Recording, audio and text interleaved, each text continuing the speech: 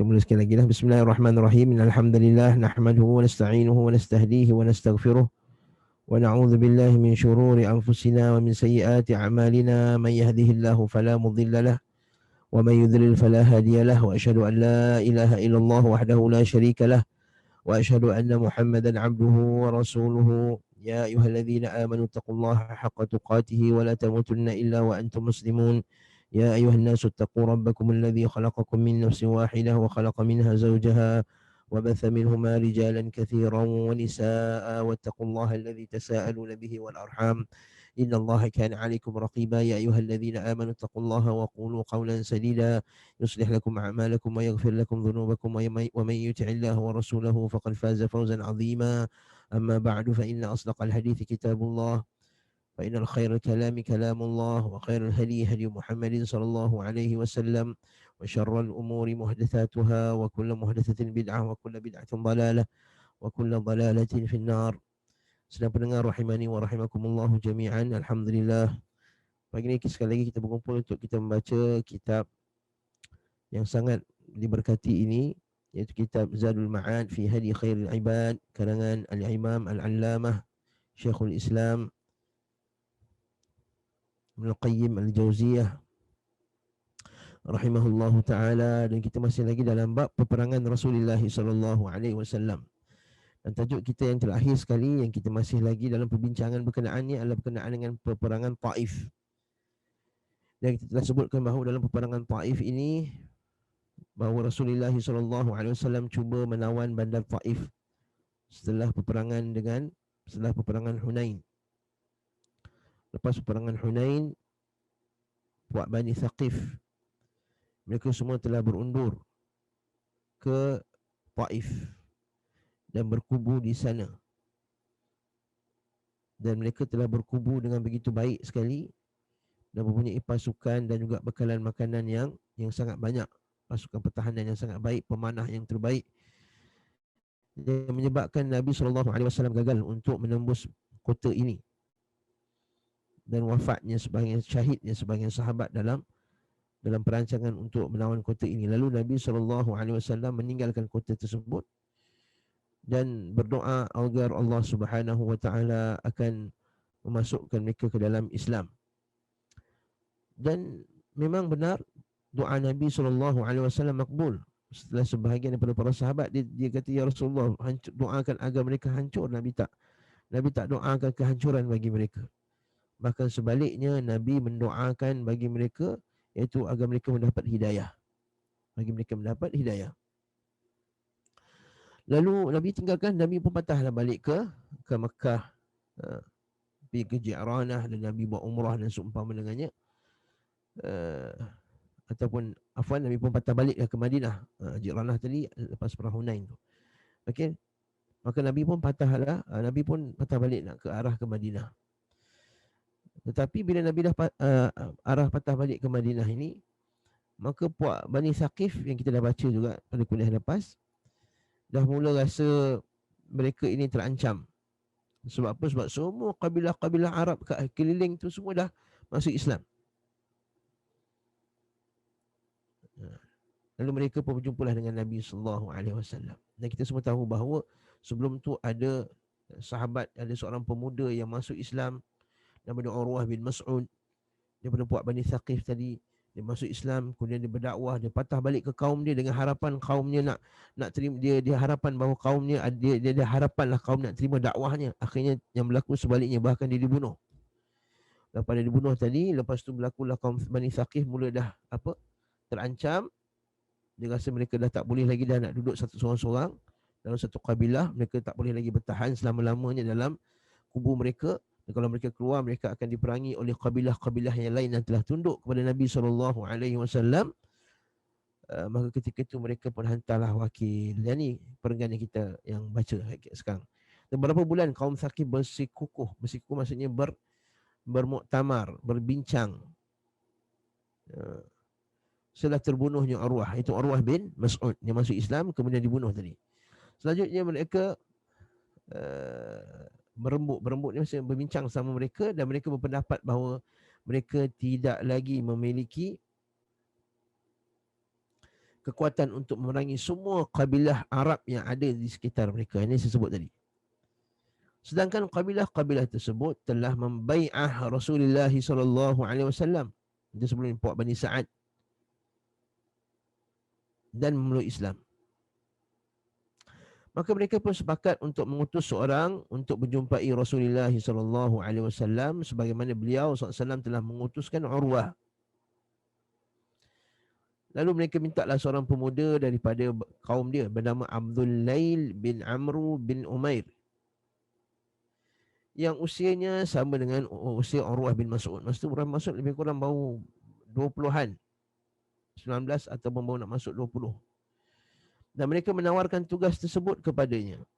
Nampak tak, pada zaman tersebut pemuda berumur 19 tahun dah jadi wakil kabilah. Zaman sekarang budak 20 tahun TikTok lagi, sibuk nak, bahkan bukan 20 tahun dah tua pun nak TikTok lagi, buat benda-benda merepek. Ini 20 tahun dah jadi wakil kabilah dia untuk berbincang. Akan tetapi dia menolak melakukannya dan merasa takut akan diperlakukan, akan dikenakan juga sebagaimana perlakuan terhadap Urwah. Sebab diorang dulu bunuh Urwah. Urwah ni wakil daripada Nabi SAW. Dia pembunuh. Jadi sekarang ni bila Abdullah ni nak pergi jumpa Nabi, dia takut Nabi akan bunuh. Dia tak tahu Nabi tak sama macam mereka. Aku berkata, aku tidak akan melakukannya kecuali kalian mengutus beberapa orang bersamaku. Maksudnya adalah orang yang teman. Mereka pun sepakat mengutus 2 orang daripada kalangan sekutu mereka dan 3 orang dari Bani Malik. Dengan demikian, mereka semua berjumlah 6 orang. Mereka mengutus bersama Abdul Lail bin Amru, Al-Hakam bin Amru bin Wahab, Syurahbil bin Ghailan. Sedangkan dari Bani Malik, Uthman bin Abil As, Aus bin Auf, dan Numair bin Kharashah, dia pun pergi bersama mereka. Maksudnya untuk bincang dengan Nabi SAW, nak minta apa dia nak minta perjanjian damai lah ni, nak minta keselamatan daripada Nabi SAW, perjanjian damai ke atau seumpama dengannya. Mereka pun mendekati kota Madinah. Mereka singgah di sebuah sungai dan bertemu dengan Al-Mughirah bin Syu'bah. Al-Mughirah bin Syu'bah ni geng-geng diorang dulu, halif diorang. Okay, halif dia. Halif ni maksudnya dalam bangsa Arab dahulu, masa zaman jahiliyah, mereka ada satu budaya dia panggil halif. Halif ni maksudnya kabilah-kabilah ini bergabung. Adalah kabilah yang macam sekarang lah. Macam sekarang ni macam politik zaman sekarang lah, parti politik. Kejap-kejap yang ni halif yang tu halif yang ini. Tahaluf. Lepas tu panggil tahaluf siasi, dia kata. Maksudnya buat perjanjian macam itulah. Okey, halif. Kata Nabi SAW, tidak ada halif dalam Islam. Ya, sebab apa? Sebab dalam Islam semua umat Islam bersaudara. Tak perlu lagi lah nak buat perjanjian yang kau kena akan protect aku kena protect engkau, aku kena pertahankan kau. Tak, sebab apa? Sebab semua umat Islam adalah bersaudara. Al-Muslim akhul Muslim, la yatrukuhu, la yadhlimuhu, wa la yatrukuhu, wa la yakhdhuluhu. Naam, kata Nabi SAW, Muslim itu saudara Muslim. Dia tidak boleh menzalimi Muslim yang lain. Dia tak boleh meninggalkannya kepada musuh. Nabi kata, tak boleh membiarkannya diperlakukan oleh musuh. Maksudnya dizalimi oleh musuhnya.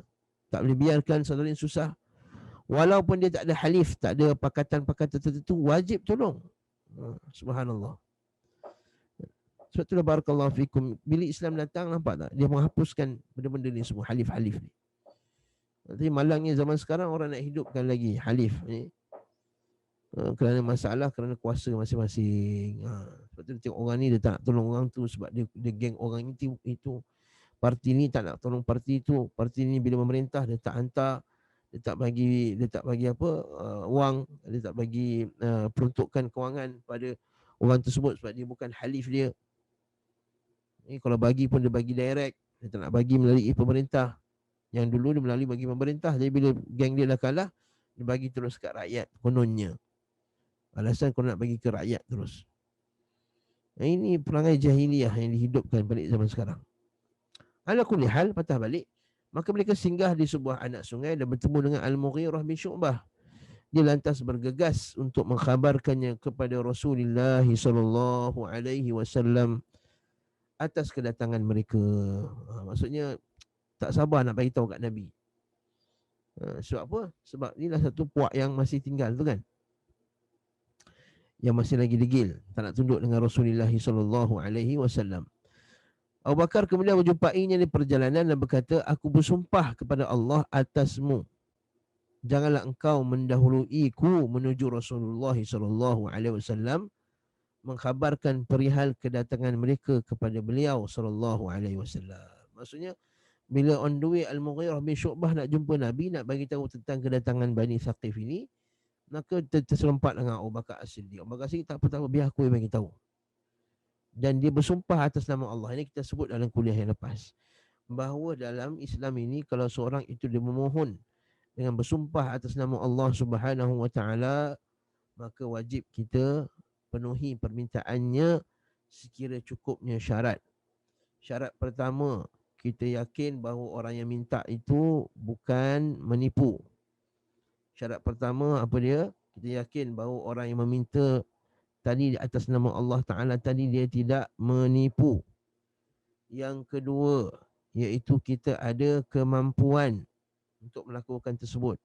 Yang kedua, kita ada kemampuan untuk melakukan tersebut. Yang ketiga, kita tidak terancam.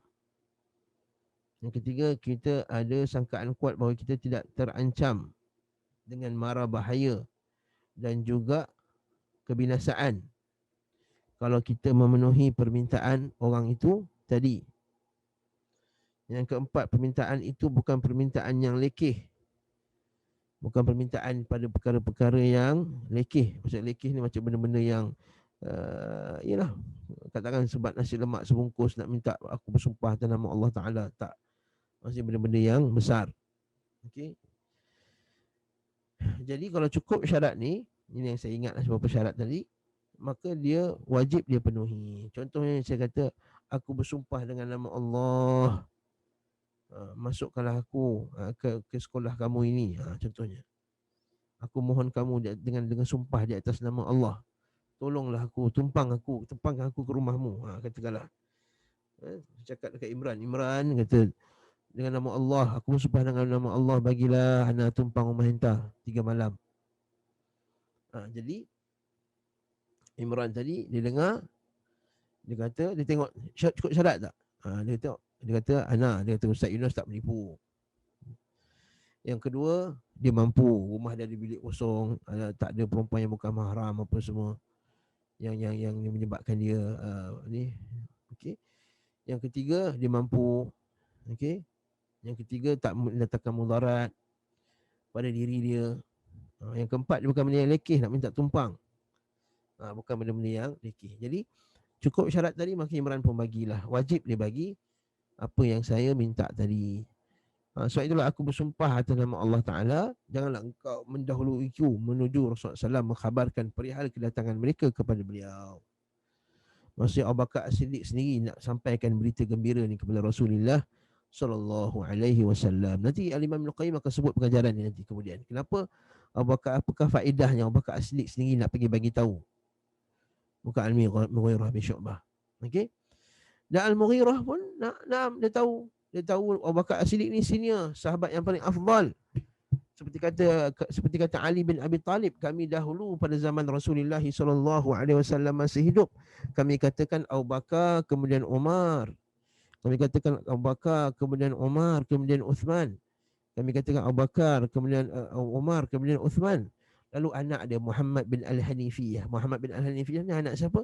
Anak Ali bin Abi Talib daripada isteri yang lain. Daripada isteri, bukan daripada Fatimah radhiyallahu anha. Kata, di manakah kamu wahai ayahku? Maksudnya, di manakah kamu wahai ayahku? Tak ada pun dalam senarai tadi. Bila Ali kata kami dahulu, bila kami ucapkan, kami katakan pertama lepas Rasulullah Abu Bakar, kemudian Umar, kemudian Uthman.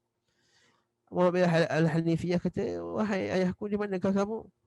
Ali bin Abi Talib dengan begitu tawaduk sekali dia katakan, tidaklah aku ni hanyalah rajulun minal muslimin, aku hanyalah seorang muslim di kalangan hamba-hamba Allah di kalangan orang Islam, aku ni biasa je, aku tak ada benda pun. Sedangkan sebenarnya dia yang keempat. Sebenarnya dia yang keempat, tapi tawaduknya Ali bin Abi Talib. Jadi patah balik, Al-Mughirah bin Syu'bah, dia tahu Al-Mughirah bin Syu'bah ni masuk Islam kemudian kan, dia agak lewat masuk Islam. Banding dengan Abu Bakar As-Siddiq. Abu Bakar As-Siddiq dia senior.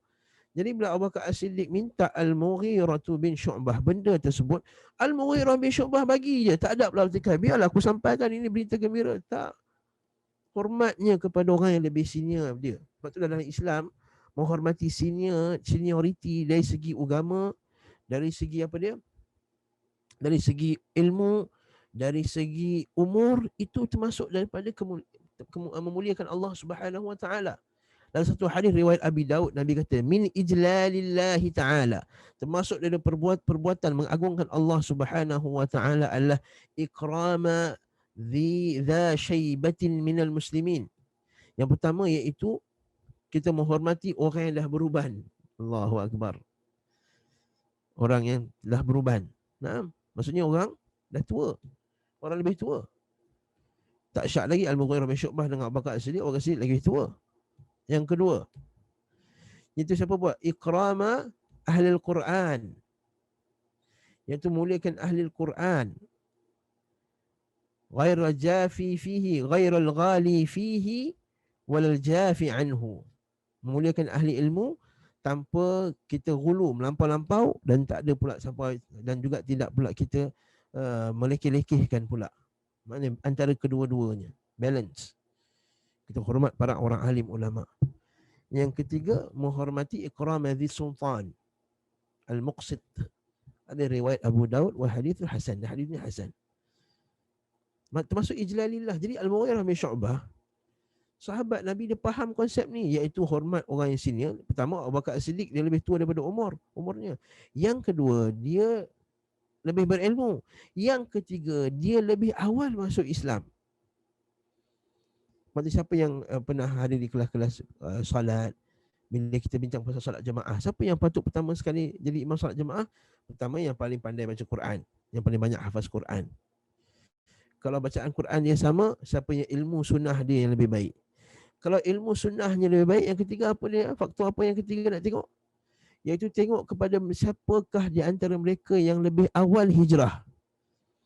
Siapakah yang lebih di kalangan mereka yang lebih awal hijrah. Maka itulah kita zaman sekarang ini, bila kita tengok orang tu lebih senior dalam bab, katakanlah dia dah sunnah lama, 20 tahun dah mengaji sunnah. Dia dah ikut sunnah ni 20 tahun. Awak baru setahun dua, awak nak pertikaikan orang senior ni.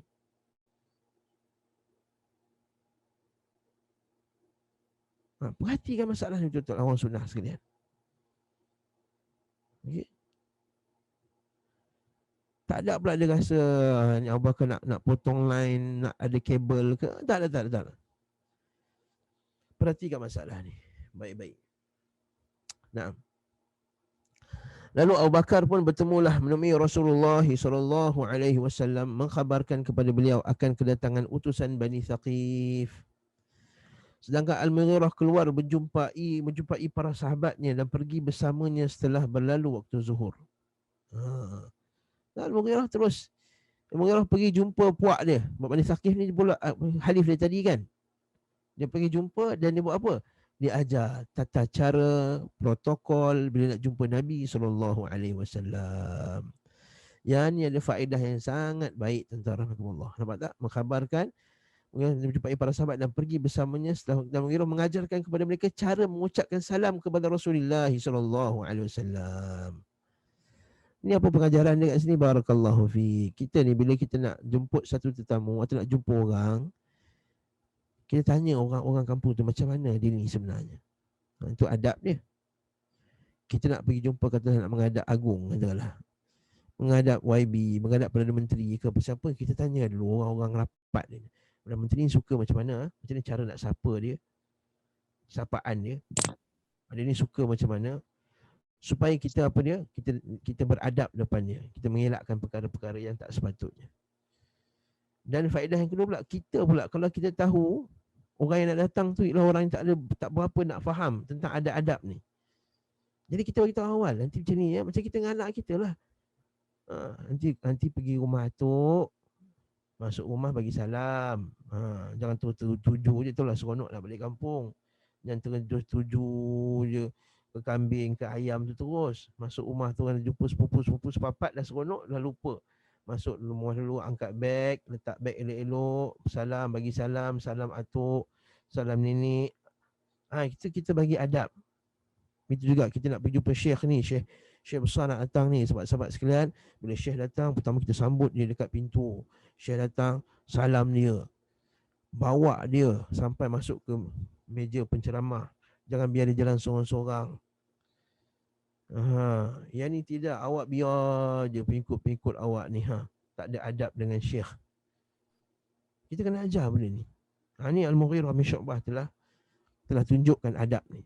Maksud kita juga macam tu. Kita kena ajar sebab kita tahu kaum anak-anak murid kita, pelajar-pelajar kita, mungkin dia ni baru belajar agama. Dia tak tahu lagi adab macam nak memuliakan seorang alim. Sebab biasanya kalau masjid-masjid kita, ustaz datang seorang-seorang, RM20 dah dia pergi masuk kat meja penceramah. Dia pun senyap, tak ada siapa nak jemput, tak ada apa, dia pun macam tu juga kalau kita ni, kuliah kita secara online ni kan. Yang ustaz, kuliah ustaz pukul 10 pasang online. Ustaz tu dah masuk dah. Dia pun termangun-mangun, dia nak cakap apa ni? Dah boleh start ke tak boleh start? Tak ada orang nak siapa nak sambut ni. Patutnya bila buka ni, kata Assalamualaikum Ustaz, saya ni boleh kenalkan nama, saya Imran, saya uruskan kuliah ni, Ustaz dah bersedia ke? Ni semua okey dah, okey, cuba test suara, pompang-pompang. Macam tu.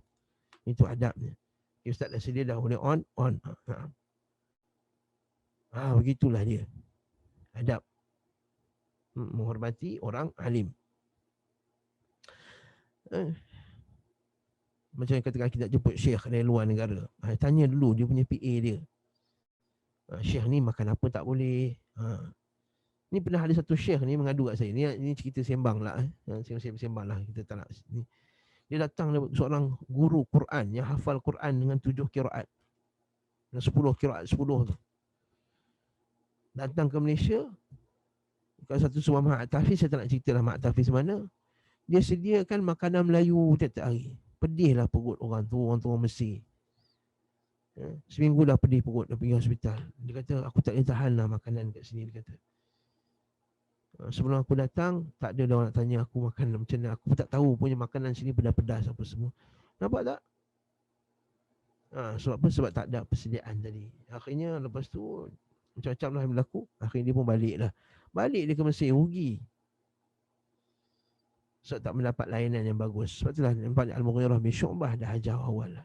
Mengajarkan kepada mereka bagaimana cara mengucapkan salam kepada Rasulullah SAW. Tapi ialah mereka ni Arab Badui, Arab Jahiliyah. Hanya saja mereka tidak melakukannya, melainkan memberi salam ucapan jahiliyah. Sabah khair, sabah nur.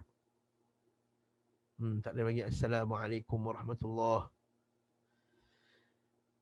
Tak kala mereka telah tiba di hadapan Rasulullah SAW, beliau SAW memancangkan tenda, buat kemah satu untuk tetamu. Yang mereka di salah satu sudut masjid sebagaimana yang mereka kisahkan. Buat satu tenda, kemah. Menunjukkan bahawa boleh kita sambut tetamu dengan kemah. Nampak tak? Walaupun puak inilah yang telah bunuh beberapa orang sahabat. Kalau kita nak fikirkanlah. Puak Bani Saqif ni dah bunuh beberapa orang sahabat. Pertama dalam perang Hunain, yang kedua dia pelari pula. Maka dalam peperangan Taif ada yang wafat ketika peperangan Taif tu. Antara salah satunya isteri pada Ummu Qais, Fatimah binti Qais. Ummu Qais tak, Fatimah binti Qais. Mati dekat peperangan Taif. Sahabi jalil, sahabat yang hebat. Tapi cara Nabi SAW bila layan tetamu, layan ambasador, layan duta-duta, layan dengan cara yang baik. Siap buat kemah lagi khas untuk ni. Kita kata pula, puak-puak ni yang telah bunuh kita, bunuh kaum kita, biar dia tengah-tengah panas. Begitulah sikap kita. Bila kita berkatakanlah kita ni bertembung dengan orang. Katakanlah Salafi bertemu dengan Aswaja. Tapi bila Aswaja nak datang jumpa kita, kita layan dengan baik. Buatlah tu ni, bagi dia makan kuih-kuih apa semua. Bukan kata, nampak ni dia memuliakan kelompok-kelompok yang musuh dia. Tak.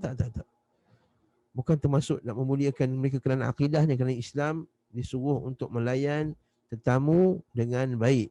Jadi hatta Donald Trump datang ke Malaysia pun Perdana Menteri kita layan dengan baik. Kalau dia datang dengan baik, dia tak perlu dah nak buat sentimen-sentimen. Oh, kenapa ni lain Donald Trump yang telah menumpahkan darah. Habis tu nak suruh dia halau ketika dia singgah sini. Jadi perhatikan masalah ni dengan betul, dengan baik. Khalid bin Sa'id Al-As adalah sahabat yang menghubungkan mereka dengan Rasulullah SAW. Hingga mereka menulis buku mereka dan Khalid lah yang mencatatnya.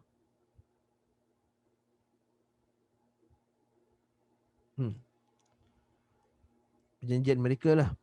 Mereka juga tidak menyentuh makanan yang dihidangkan oleh Rasulullah SAW sampai Khalid mencicipinya terlebih dahulu. Hingga mereka semua masuk Islam. Rupa-rupanya mereka datang semuanya untuk masuk Islam. Allahu Akbar. Okey. Tetapi yang menariknya, bila mereka masuk Islam, nampak tak? Mereka masuk Islam masa tu dalam keadaan mereka tak berapa faham sangat. Hadithul ahdi bil Islam. Hadithul ahdi bil Islam maksudnya baru sangat masuk Islam. Jadi perangai jahiliah tu ada lagi. Sebab tu Nabi SAW kata bila orang Arab Badui, Allah Ta'ala kata dalam Quran, bila ada Arab Badui mula-mula masuk Islam, dia kata waqalatil a'rabu amanna, berkata orang Arab Badui itu amanna, kami beriman. Kata Allah Ta'ala, kullam tu'minu, katakanlah wahai Muhammad, korang belum lagi beriman lagi, kamu baru Islam. Walakin qulu aslamna, tapi katakanlah kamu baru masuk Islam. Walamma yadkhulul imanu fi qulubikum, iman tu belum lagi masuk dengan mantap lagi dalam hati kamu. So apa saya sebut sini, tengok bawah tu. Di antara permintaan mereka kepada Rasulullah SAW agar membiarkan tagut berhala mereka iaitu Al-Lata, Allahu Akbar, dan tidak menghancurkannya selama 3 tahun. Nampak tu masuk Islam. Tapi minta berhala mereka tidak dihancurkan. Nampak tak mereka tu masih ada lagi sayang-sayang lagi tu, ada lagi. Maksudnya mereka ni belum mantap lagi iman mereka. Jadi memang lepas tu, adakah Nabi tu nak bunuh mereka? Oh, kau suka Lata ni, maksudnya kau syirik. Tak, jangan. Bukan macam tu. Sebab Nabi tahu mereka ini baru masuk Islam, keimanan mereka belum lagi mantap, belum lagi tegap lagi. Mereka masuk Islam pun sebab atas faktor-faktor tadi. Faktor-faktor tadilah, faktor peperangan apa semua. Lalu mereka pun minta permintaan ini. Sama macam yang hadis yang kita duk baca dan kita bertauhid. Bila Nabi SAW pergi perang, ingat tak? Pergi perang Tabuk tu, okey, bila on the way pergi perang Tabuk ke perang Hunain, perang Hunain. Yang mereka minta ada pokok tu. Ingat lagi tak kisah tu sebelum ni? Kan? Zatu Anwar, kisah pokok tersebut yang orang musyrikin duk gantung-gantung pedang tu. Lalu ada sebahagian sahabat yang baru masuk Islam sebab perang Hunain ni berlaku lepas pembukaan kota Makkah, ingat tak? Kota Makkah tahun ke-8, kita masih lagi tahun ke-8, cerita tahun ke-8 ni. Jadi bila Nabi SAW buka kota Makkah, orang baru masuk Islam, mereka bergantungkanlah pedang-pedang. Apa kan?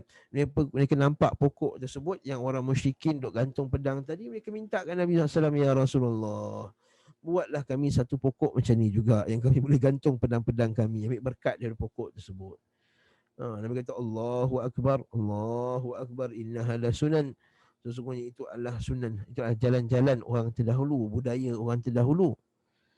Sesungguhnya permintaan kamu ini sama macam permintaan kaum Nabi Musa kepada kaumnya, ij'al lana ilahan kama lahum alihah, jadikanlah bagi kami ini satu sembahan sebagaimana bagi orang lain ada sembahan juga. Kaum Nabi Musa minta. Lalu Nabi Musa kata, innakum qaumun tajhalun, kamu ini kaum yang jahil. Kan? Jadi begitu juga dengan kes yang ini. Bani Thaqif ni baru masuk Islam, jadi minta, ya Rasulullah, janganlah hancurkan berhala Al-Lat. Sebab apa? Sebab sayang. Al-Lat ni kan orang saleh tu yang kita bincang sebelum ni. Berhala Al-Lat ialah antara berhala antara Taif dengan Makkah. Antara Taif dengan Makkah tu. Kat mana? Apa dia? Sebab berhala Al-Lat ini dia persembah sebab dia ni lah yang sediakan makanan untuk orang pergi haji dan seumpama dengannya. Wa huwa yaluttus sawiq, Dialah yang buat sawiq. Sawiq ni apa? Gandum dengan air, dengan apa semua makanan, buat macam bubuk, macam tepung tu, kan? Macam makanan macam cereal tu lah. Wallahu alam, macam tepung campur dengan ni, macam bubur lah boleh kita katakan. Dan apa dia? Dan dia akhirnya meninggal, lalu orang buatlah tinggikan kuburan dia, letak batu atas kubur dia. Kemudian orang pun duduk sembah. Dan tidak dihancurkan selama 3 tahun berhala alat ini. Jadi Rasulullah terima tak? Rasulullah tak terima lah, mana boleh. Rasulullah pun tak adalah. Namun Rasulullah menolaknya. Rasulullah tak kata pun yang ni adalah apa dia, sejarah bangsa kita yang lama. Perlu kita kekalkannya tuan-tuan. Tak. Sebab dia syirik. Nabi SAW menolaknya. Menolak permintaan mereka agar tidak dihancurkan. Tak payah UNESCO sangatlah. Kan? Ini kita pelik orang Islam Melayu. Ini adalah heritage. Padahal heritage apa? Heritage benda-benda syirik dan kufur. Patung-patung dan berhala itu patut dihancurkan. Bukannya dibiarkan. Zaman sekarang seperti sekarang ni apa yang berlaku? Di Mesir ada usaha-usaha untuk menghidupkan budaya Farainah, budaya-budaya Fir'aun. Allahu Akbar. Bahkan ada yang nampak gambar tu, dia berdoa kat kubur dekat Mamia tu, la ilaha illallah Muhammadur Rasulullah. Buat perarakan Mamia pula, inna lillahi wa inna ilaihi raji'un. Allahul musta'an.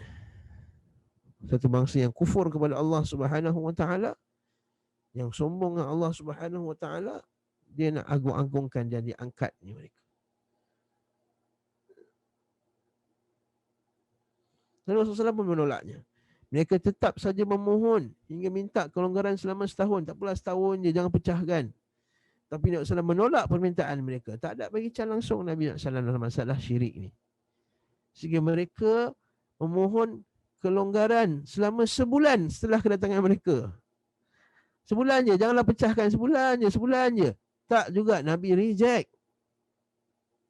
Nabi tolak. Tetap menolak pemberian kelonggaran waktu atau waktu tersebut. Masya Allah. Sirah Nabi. Belajar sirah tuan-tuan. Subhanallah.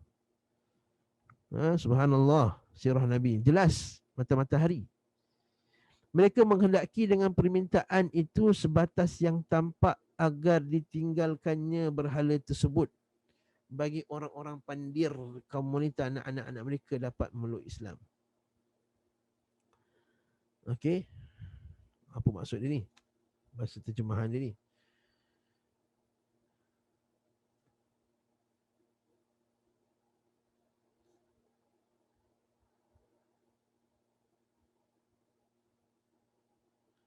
Wa innama yuriduna bidzalik fi ma yuzhiruna an yaslamu bitarkiha min sufahaihim wa nisaihim wa dhararihim wa yakrahuna an yurawwi'u qaumahum bihadmihim hatta yadkhulul Islam. Rupa-rupanya niat mereka baik.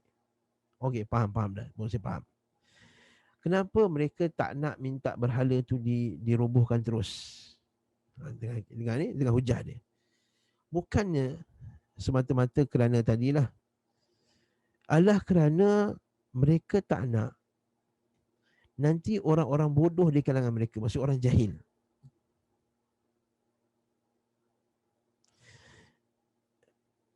dan juga kanak-kanak atau seumpama dengannya, bila tengok berhala tu roboh, jadi mereka rasa takut. Mereka rasa begitu drastik. Mereka rasa Islam ni keras. Lalu apa dia? Nampak. Jadi bila kalau dipecahkan berhala di orang yang diorang sayang selama ni, akan menyebabkan nanti diorang rasa takut, akhirnya tak nak masuk Islam. Ini hujah, dia punya cara berhujah masa tu. Nampak ni, mereka menghendaki dengan permintaan itu sebatas yang tampak agar dengan ditinggalkannya berhala tersebut, maka orang-orang pandir ni orang bodoh. Nampak pandir kan? Orang-orang bodoh, orang jahil, tak mengaji tapi cakap pandai ni, kan? Orang bodoh, orang yang jahil, orang awam yang tak mengaji di zaman sekarang. Okay? Bila kita kata ni, pakai capal, tahu masalahnya capal macam brand Nike. Kau pakai kasut brand Nike, Syirik ke? Syirik ke? La haula wala quwwata illa billah. Orang pakai kasut brand Nike ke, Adidas ke, apa ke yang ada brand-brand, ada lambang brand tu, dia bukannya untuk takarrub kepada Allah, tak ada langsung niat untuk beribadah kepada Allah dengan pakai lambang Nike tu. Ha. Ada ke orang pakai, bila pakai cap Nike tu niat dia, bila aku pakai cap Nike ni, bila aku lagi laju daripada orang lain. Mana ada? Dia brand dia, nak tunjuk hebat dia. Ya, nak tunjuk, nak berbangga-bangga lah, nak bangga-bangga dengan brand tersebut. Kan? Harrods lah, dia beli beg kat Harrods, padahal beg biasa je, beg cuma barang tu. Bukan main lagi. Harrods tu dia letak kat bahagian depan, bagi orang nampak. Kalau dia terbalik kan nampak macam beg biasa je, tapi di ke depan kan Harrods. Oh, nampak. Oh, ni beg Harrods ni, mahal ni. UK ni. Tapi adakah dia niat bila letak Harrods kat depan tu nanti dia jadi lebih kuat ke, jadi muka dia lebih cantik ke, atau seumpama dengannya? Mana ada? Jadi macam mana kamu ni, puak-puak ni, yang jahil-jahil ni, yang sufah pandir-pandir semua ni, boleh samakan ni dengan orang yang pakai capal tu. Orang pakai capal tu jadi i'tiqad yang batil bila pakai lambang tersebut. Seperti yang disebutkan oleh sebahagian tarikat, mereka bila pakai ini nanti mendapat syafaat Nabi, jin tak masuk, jin tak kacau, penjahat tak boleh yang ni, rumah tak terbakar, atau seumpama dengannya. Tak ada i'tiqad lain. Nah, macam pandir zaman sekarang. Dia kata pandir zaman Zaidah lebih kurang pandir zaman sekarang je. Otak manusia ni lebih kurang je.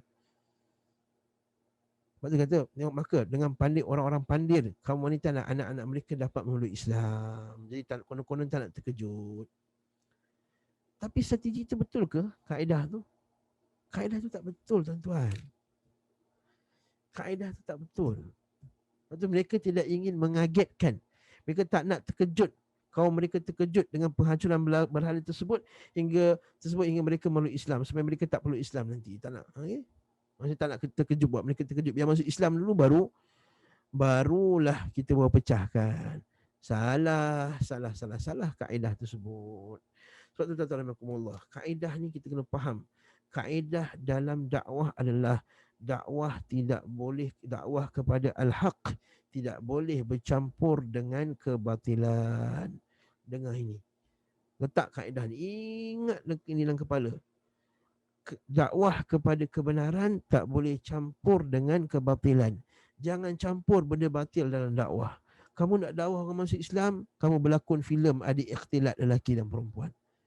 Ya akhi, ya ustaz, ya syekh. Niat kamu kalau nak dakwah anak muda kepada kebenaran. Lepas tu dia pun berlakon lah. Ni peluang kita untuk dakwah ni. Kalau kita tak masuk dalam berlakon filem ni, kita tak boleh nak dakwah, tak sampai kan. Ceramah dekat masjid ni budak-budak muda mana dengar. Tapi kalau kita bercakap dalam filem, kalau kita ceramah, kalau kita berlakon dalam filem, kita boleh sampaikan mesej Islam. Tapi dalam filem tersebut ada muzik, ada ikhtilat, ada percampuran lelaki dan perempuan, ada perempuan, ada nisaul mutabarrijat, ada wanita-wanita yang berhias dengan hiasan yang tak sepatutnya. Kemudian kamu kata ini nak sampaikan dakwah? Dengan dakwah tak boleh campur dengan kebatilan. Dakwah jangan campur dengan batil. Sama jugalah konon-konon dia kata, kita nak buat satu channel YouTube untuk sebarkan dakwah. Kita tanya dia balik, habis tu kenapa dalam channel YouTube awak ni ada juga ustaz-ustaz bid'ah ni yang ajar benda-benda pelik? Dia kata kita share, kalau kita letak ustaz-ustaz kita je dalam grup, dalam kita punya page, orang tak dengar. Kita kena masukkan sekali ustaz-ustaz yang famous walaupun dia tak sunnah, supaya nanti orang tertarik kepada sunnah. Nah, akhirnya apa yang jadi? Bukannya orang tertarik kepada sunnah tadi, orang yang sunnah tu tertarik kepada ustaz bid'ah tu tadi. Allahul musta'an. Allahul musta'an. Begitulah dengan kaedah ini. Nabi SAW kata, dengan kekalnya berhala tersebut boleh mengundang murka Allah, boleh akan menyebabkan orang-orang pandir tadi lagilah akan confuse. Dia kata kalau dah masuk Islam, tapi berhala boleh dikekalkan. Maksudnya mengekalkan berhala itu tidak bertentangan dengan kita ini tunduk beribadah, kita mengucap syahadah la ilaha illallah. Lagi bahaya ke lagi baik? Lebih bahaya.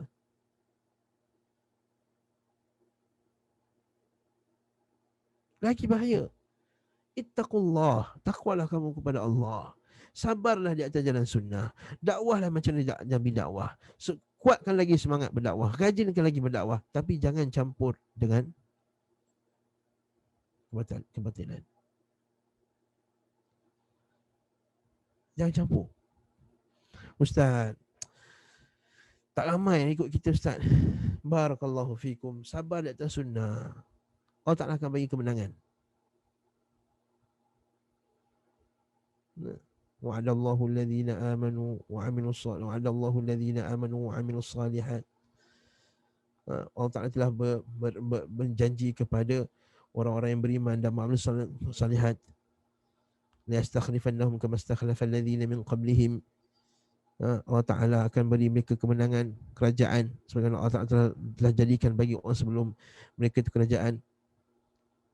وَلِيُبَدِّلَنَّهُمْ مِنْ بَعْدِ خَوْفِهِمْ أَمْنًا وَلَيُمَكِّنَنَّهُمْ دِينَهُمُ الَّذِي ارْتَضَىٰ لَهُمْ. Dan Allah Ta'ala akan kuatkan agama kamu yang Allah Ta'ala telah redha pada kamu. وَلِيُبَدِّلَنَّهُمْ مِنْ بَعْدِ خَوْفِهِمْ أَمْنًا. Dan Allah Ta'ala akan menukarkan ketakutan yang ada pada kamu dengan keamanan. Apa syarat dia? يَعْبُدُونَنِي وَلَا يُشْرِكُونَ بِي شَيْئًا. Nampak? Sembah Allah Ta'ala dan tidak mensyirikkan Allah Subhanahu wa Ta'ala. Nabi pegang kaedah ni. Untuk menang, kena pegang tauhid. Tak boleh. Dan juga kena perangi syirik. Tak boleh menang melainkan kena ada dua benda ni. Lepas tu demi Allah, uqsim billahil azim, saya bersumpah dengan nama Allah Ta'ala yang maha agung, yang menanggung arash, Tuhan Rabbul Arshil Azim, yang mengandung arash yang agung, yang menampung arash yang agung, yang menjaga arash yang agung, pemilik arash yang agung. Bahawa selagi mana kita tak hancurkan kesyirikan, selagi itu Allah Subhanahu wa Ta'ala tidak akan memberi kemenangan kepada kita. Pakailah macam mana pun, buatlah macam mana pun, pakatan itu, pakatan ini, Melayu itu, Melayu ini, Allah Ta'ala tak akan bagi kemenangan. Lalu Rasulullah SAW tetap menolak permintaan mereka. Tetap mengirim Abu Sufyan bin Harb. Abu Sufyan baru je masuk Islam, tak sampai setahun pun. Dan Al-Mughirah bin Syu'bah untuk menghancurkan berhala tersebut. Okey, lepas tu apa lagi yang menarik? Ada lagi yang menarik tuan-tuan. Mereka minta kepada beliau SAW bersama dengan permintaan untuk meninggalkan berhala tersebut, supaya jangan dihancurkan berhala tersebut, agar mereka ditolerir, diberi kelonggaran untuk tidak mengerjakan solat. Allahu Akbar. Nampak tak? Baru masuk Islam, jahil lagi, tak tahu kedudukan solat dalam Islam. Dan juga tak menghancurkan patung-patung berhala dengan tangan mereka sendiri. Naam. Maksud mereka tak nak diorang sendiri yang hancurkan berhala tersebut.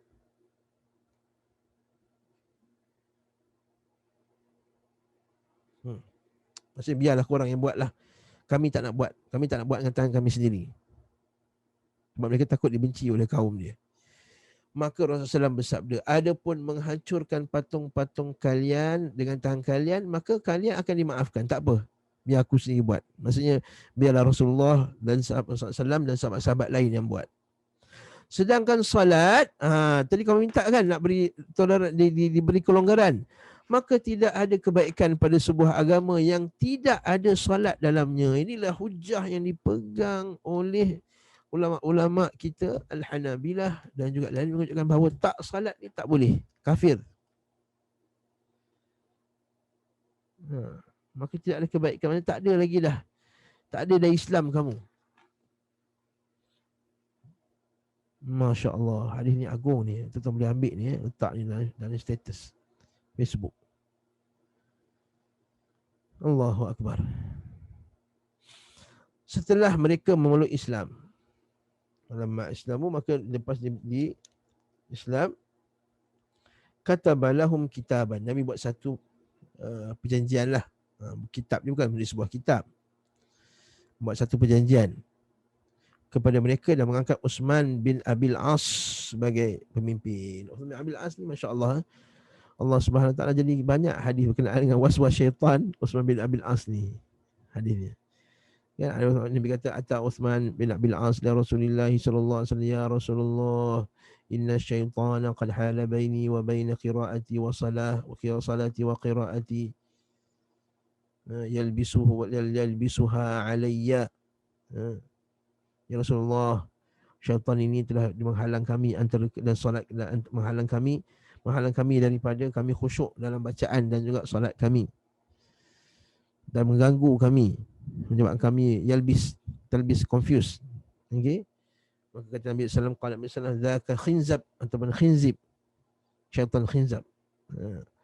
Fa idza ahsastumuh, bila kamu rasa je syaitan ni ganggu, falyasta'id billah, maka mintalah lindung kepada Allah. Wadfil an yasarika thalathan, deludahlah sebelah kiri 3 kali. Sementara dia adalah orang yang paling muda di antara mereka. Masya Allah. Kat sini nampak tak? Sedangkan dia antara yang paling muda di antara mereka. Apa faedah kat sini? Iaitu kepimpinan itu bukan semestinya pada orang tua. Kepimpinan itu semestinya bukan orang tua. Dan ini telah dibuktikan oleh para sahabat radhiyallahu ta'ala anhum. Nanti ya, Usamah bin Zaid untuk menjadi ketua nak lawan dengan Nabi palsu. Nah, sedangkan banyak lagi sahabat-sahabat yang senior. Nanti Usamah bin Zaid, hibbu Rasulullah sallallahu alaihi wasallam, ibni hibbi Rasulullah, kekasih Rasulullah, anak kepada kekasih Rasulullah, iaitu Zaid bin Harithah. Usamah bin Zaid. Demikianlah itu dikarenakan dia adalah yang paling semangat di antara mereka dalam mendalami fiqh dan mempelajari Al-Quran. Nampak tak? Masya Allah, tabarakallah. Walaupun dia muda tapi dia alim. Jadi kat sini menunjukkan bahawa kepimpinan dalam Islam bukannya diasaskan oleh semangat atau paling banyak pengikut, tapi diasaskan di atas kefahaman agama yang kuat. Allahu Akbar. Ilmu agama yang mantap. Fiqh. Ilmu fiqh kena mantap. Dan juga mempelajari Al-Quran. Ilmu tafsir Quran dengan hadis. Na'am. Menunjukkan betapa ilmu mengangkat darjat orang. Waktu Nabi SAW bila nak hantar satu pasukan tentera, Nabi akan tanya dulu, siapakah kamu yang hafal surah Al-Baqarah? Maka siapa yang hafal surah Al-Baqarah? Dan pada zaman tersebut, hafal tu bukan hafal je. Zaman sahabat dulu, bukan macam kita. Oh, hafal surah Al-Baqarah, hafal. Apa maksud ayat ni? Memang tak faham. Sebab apa? Kerana kita dah terbiasa dengan budaya hafal, tak faham. Okay? Jadi mendalami fiqh dan mempelajari Al-Quran. Mendalami fiqh dan mempelajari Al-Quran. Jadi Uthman bin Abil As. Sebab tu kita tengok tadi ada hadis-hadis yang diriwayatkan oleh Uthman bin Abil As radhiyallahu anhu. Setelah membicarakan perkara, mereka pun pulang ke negeri mereka. Rasulullah mengutus bersama mereka Abu Sufyan bin Harb. Rasulullah pun hantarlah. Okey. Okey.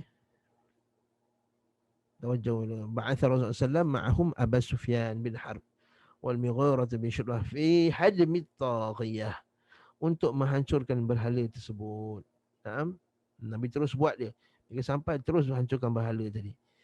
Keduanya berangkat menuju rombongan tersebut hingga mereka tiba-tiba di Taif. Al-Mughirah bin Syu'bah berkeinginan untuk mempersilakan Abu Sufyan terlebih dahulu. Kenapa dia? Sekali lagi, Abu Sufyan orang tua. Kali ni nampak tak? Al-Mughirah bin Syu'bah masuk Islam lagi awal daripada Abu Sufyan.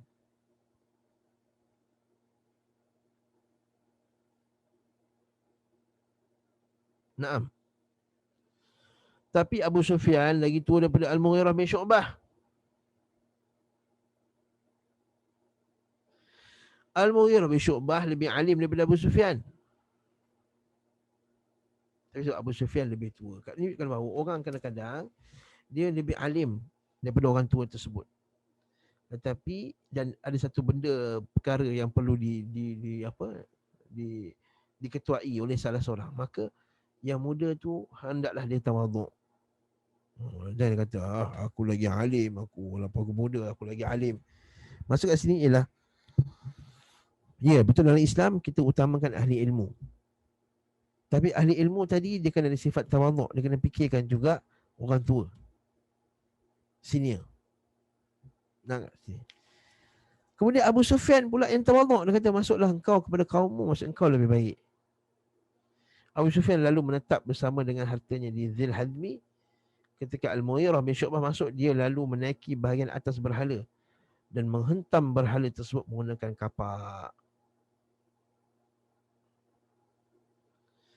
Di bawahnya Bani Mu'attib berjaga kerana khawatir dia akan dipanah atau tertimpa sesuatu sebagaimana yang telah menimpa Urwah. Dia takut mana tahu ada orang yang panah. Ada pemanah secara diam-diam ni. Zaman sekarang tu apa nama dia, yang penembak tepat tu. Dia punya penembak tepat yang diam-diam dia akan jadi pembunuh tu. Okey. Dia akan bunuhkan, dia akan mana tahu dia menyorok-nyorok, dia akhirnya dipanah oleh Mughirah bin Syu'bah. Jadi Puak Bani Mu'attib ini tolong dia protect Al-Mughirah bin Syu'bah. Wanita-wanita Bani Saqif lalu keluar bergegas sambil menangis meratapi berhala tersebut. Okey. Nampak tak? Maksudnya sayang dia pada berhala tersebut. Wa minan nas, ini Allah Taala kata apa tu? Wa minan nasi man yattakhidhu min dunillahi andadan yuhibbunahum ka hubbillah.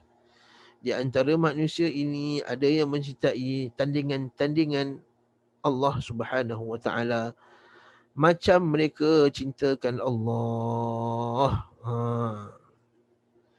Walladzina amanu ashaddu hubban lillah. Sedangkan orang beriman lebih cinta kepada Allah Ta'ala. Walau yaral ladzina kafaru. Kalau orang itu melihat bahawa tidak ada lagi kemuliaan melainkan Allah Subhanahu wa taala, maka mereka takkan mencintai berhala-berhala tersebut. Idh yarawna al-'adzab anna al-quwwata lillahi jami'a wa anna Allah syadidul 'adzab. Bahawa Allah Ta'ala itu lebih kuat lagi azab dia. Kalau mereka sedar bahawa mereka itu semua akan dibinasakan oleh Allah Subhanahu wa taala, pasti mereka tak akan ucapkan demikian. Pasti mereka tak akan ucapkan demikian. Pasti mereka takkan berani buat macam tu. Walau yara alladhina zalamu idh yarawna al-'adzaba anna al-quwwata lillahi jami'a. Bahawa kekuatan itu milik Allah Subhanahu wa taala, wa anna Allah syadidul 'adzab. Bahawa Allah Taala itu sangat pedih.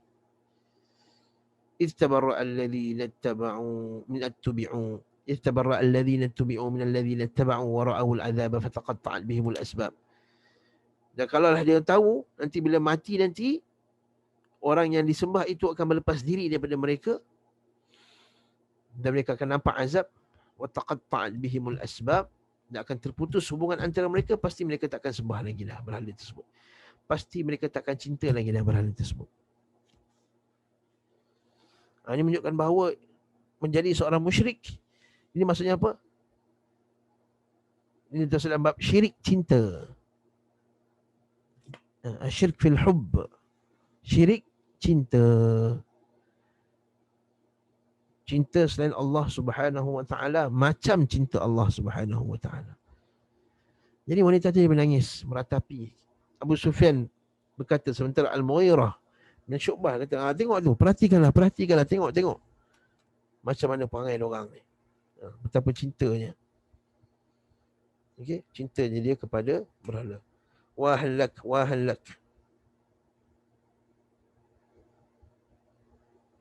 Sudah Al-Mughirah menyelesaikan penghancuran tersebut. Falamma hadamaha Al-Mughirah wa akhadha malaha wa huliha, dan dia ambil semua perhiasan-perhiasan pada berhala. Macam zaman sekarang, kalau kubur-kubur tu yang dibina, dia akan letak apa? Duit, orang akan letak emas, orang letak apa semua kan? Dinding tu emas apa semua. Macam tu juga zaman jahiliah, pada berhala-berhala tersebut letak emas, letak apa semua, maka dihancurkan emas tu semua, harta-harta tu diambil dan mengirimkannya kepada Abu Sufyan bersama dengan harta benda berupa emas, perak dan permata tadi. Allahu Akbar.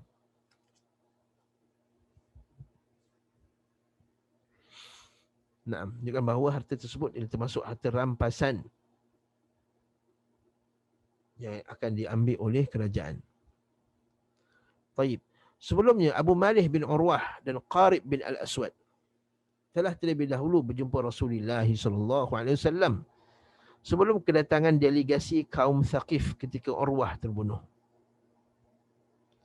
Mereka berdua datang bertujuan untuk memisahkan diri dari kaum Thaqif. Maksudnya diorang ni dah hati mereka dah Islam, dah cenderung kepada Islam. Dia tengok Urwah kena bunuh, dia pun takut lah. Dia pun kalau kita masuk Islam ni dan kita stay lagi dalam kaum kita, habis kita. Dia pun keluar lah. Lalu keduanya pun pergi jumpa Nabi SAW, masuk Islam. Dan Rasulullah bersabda kepada mereka, kalian berdua pilihlah yang kalian kehendaki sebagai penolong kalian. Ini sebenarnya terjemahan yang kurang bagus juga. Maksudnya ialah tawallaya man syi'tuma. Maksudnya kamu nak berwali dengan siapa? Maksudnya adakah kamu nak berwalak? Maksudnya kamu nak geng dengan siapa? Nak stay dengan siapa? Adakah kamu nak masih lagi nak berwalak kepada kaum kamu ataupun nak bersama dengan kami? Maka Rasulullah kata, kami menyerahkannya kepada Allah dan Rasulnya. Rasulullah bersabda, maka saudara ibu paman kalian iaitu Abu Sufyan bin Harb. Maksudnya kau pergilah kepada Abu Sufyan bin Harb. Sebab Bani Thaqif ni ada atuk dia terkena kepada Abu Sufyan bin Harb di sebelah ibu. Keduanya berkata, ya, paman kami Abu Sufyan bin Harb. Kemudian seluruh penduduk Taif peluk Islam. Ya, bila ketua kabilah dan juga orang besar semua dah masuk Islam, maka semua masuk Islam. Makbul tak doa Nabi SAW? Makbul. Baca kita ni kena sentiasa doa. Kalaulah bapak dia tu anti sunnah, kita doakan anak dia tak anti sunnah. Dan ini memang berlaku. Sebab itulah bila kita menghadapi dalam dakwah kita ni, kita akan hadapi orang yang anti kita betul. Sampai usaha macam-macam tuan-tuan. Ada yang tuduh kita teroris, ada yang tuduh kita pemecah belah umat Islam, ada yang kata kita pemecah belah jemaah, ada yang kata dia pun nak sesat, ada yang nak sesatkan anak dia. Ada tuan-tuan Allah. Jangan kawan dengan ustaz ni, jangan kawan dengan ustaz tu. Dia ni sesat ni. Padahal rupanya anak dia dah kawan kita, dah mengaji yang kita lama dah dengan ustaz-ustaz sunnah kita. Cuma anak dia diam, anak tak nak beritahu, anak tak nak kecilkan hati ayah dia. Dan itulah dia sunnah Rasulullah. Sunnatullah fil alam. Bukan sunnah Rasulullah, sunnatullah fil alam. Kemungkinan si bapa tak ikut sunnah, anak dia ikut sunnah. Dan ini banyak berlaku. Sebab tu dalam keadaan kita ni menghadapi orang macam ni, jangan kita berlebih-lebih. Jangan kita kutuk dia, ejek-ejek dia, orang yang anti tadi. Sebab kita kena ingat, anak dia tu yang nak ikut kita ni. Kita nak dakwah anak dia, nak dakwah isteri dia, nak dakwah adik-beradik dia. Kalaulah kita ni, kita serang dia lebih-lebih, melampaui batas, macam Nabi kata, idza khasama fajara, bila bergaduh berlebih-lebih, kita takut nanti orang keliling dia akan menjadi apa dia? Benci kat kita. Bukan sebab dakwah dia, dakwah kita bukan sebab apa isi dakwah yang kita bawa, tapi adalah cara kita menguruskan tadi. Cara kita hentam bapak dia, cara kita hentam orang yang menentang sunnah Nabi SAW. Sebab tu kena faham masalah ini. Tabarakallahu fikum. Kadang-kadang kita tak setuju juga orang yang kadang-kadang dia tak setuju dengan Ustaz Zamihan contohnya. Dia buat video ejek-ejek dia. Tak, kalau dia nak buat video ejek-ejek kita tak apa, tak ada masalah. Tapi kita jangan, orang sunnah kita jangan buat macam ni. Buat video troll, bagi gelaran-gelaran yang tak apa-apa. Cukup je jelaskan pakai capal ini tak termasuk daripada apa letak capal dekat kopiah, letak lama-lama capal ni antara. Tapi tak perlu panggil capaliyun, capal-capalis ke apa, tak payah tuan-tuan Allah. Ini nasihat diri saya dengan mereka sendiri. Cukuplah dengan kita kata mereka ni gulu dalam, mereka ni gulu melampau dalam buat perbuatan yang syirik. Pakai lafaz syar'i terus. Setelah memeluk Islam, jadi Abu Malih meminta kepada Rasulullah SAW untuk melunaskan hutang ayahnya itu Urwah dengan harta berhala tersebut. Rasulullah kata, ya boleh. Qarib bin Aswad kata, ya Rasulullah, juga hutang dari Al-Aswad untuk bapa dia lah, Al-Aswad. Okay. Rasulullah, bayarkanlah hutang untuk dia dengan, di mana Urwah dan Al-Aswad adalah dua saudara kandung sebapa dan seibu. Maksudnya diorang ni sepupu lah. Mana Qarib ni dengan Abu Malih sepupu. Sebab Urwah dengan Aswad ni adik-beradik. Sebab sesungguhnya Aswad mati dalam keadaan musyrik. Qarib bin Aswad kata, wahai Rasulullah, akan tapi engkau menyambung tali kerabat Muslim. Dia pakai itu. Jadi maksudnya ialah, ya Rasulullah, engkau menyambung tali kerabat Muslim. Sebab apa? Walaupun bapak dia musyrik, tapi Qarib pun Islam kan. Jadi ya Rasulullah, aku Islam walaupun bapak aku kafir. Tolonglah aku ya Rasulullah, selesaikan hutang ayah aku. Yang dimasukkan adalah dirinya, kerana hutang tersebut adalah tanggunganku. Bila bapak dia meninggal, dia kena tanggung hutang tersebut. Akulah yang meminta hutang tersebut. Rasulullah pun memerintahkan Abu Sufyan untuk melunasi hutang Urwah dan Aswad dari harta berhala tersebut, dan dia melakukannya. Ini dalil bahawa kalau orang tu berhutang, kalau dia tak mampu nak bayar, dia boleh minta tolong Baitul Mal untuk tolong bayarkan hutangnya. Okey. Nabi sambung lagi. Adapun isi surat dari Rasulullah SAW diutuskan kepada mereka, iaitu Bismillahirrahmanirrahim, dari Muhammad, Nabi dan Rasulullah kepada kaum mukminin. Sesungguhnya pohon dan buruan lembah Waj adalah haram. Ini akan jadi perbincangan. Adakah lembah Waj ini termasuk tanah haram juga? Tidak boleh ditebang pokoknya. Barang siapa yang dapati melakukan perbuatan tersebut walaupun sedikit, maka dia harus dicambuk. Dia kena takkan ta'zir. Ini menunjukkan bahawa dikenakan ta'zir. Jadi orang yang cabut pokok, kalau dalam ihram memang kena inilah kan. Okey. Dia kena bayar kafarah. Okey. Kalau keluar ihram, dia bercabut juga, maka yang ni dia kena ta'zir. Pakaiannya harus ditanggalkan. Apabila dia melampaui batas, maka dia harus ditangkap dan dihadapkan kepada Rasulullah Nabi Muhammad SAW.